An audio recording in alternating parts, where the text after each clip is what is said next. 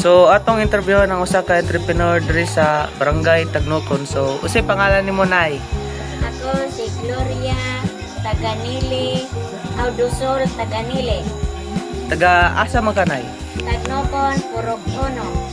So usa ba mong ipaninda or mga kuan mo na karang business nimo? Ang akong business magluto og pan. Ana. Pan, o cake, pilipit, o kuan. Kanang cupcake. So nakoy mga tulo ka pangutana nimo nay. So ang first na akong pangutana is ngano kani ang imong nature business na gipili?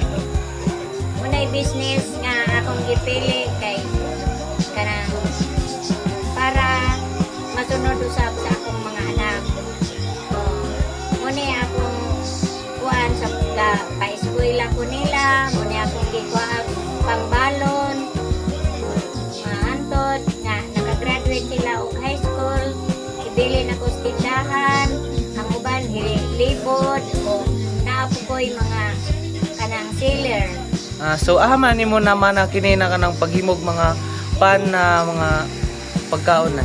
Nakuha na ko sa ako ang ginikanan kay maupo na ang iyahang business nga sa gagmay pa mi.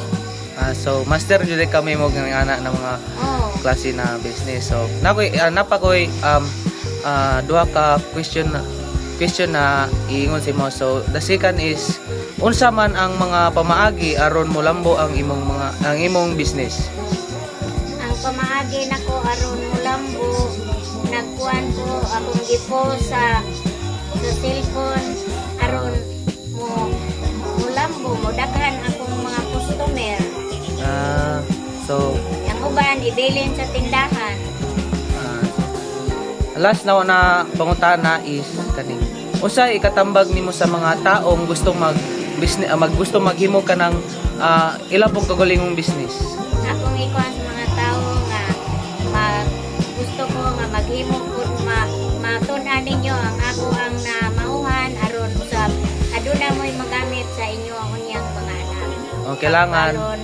Kailangan kanang dili sila mo give up sa ilang di mo give up sa inyong negosyo aron kini usab mo lambo masunod sa inyong mga anak. So salamat kayo nay salamat kasi mo kanang presence para sa akong pag-interview karong gabi na. Thank you. Salamat po.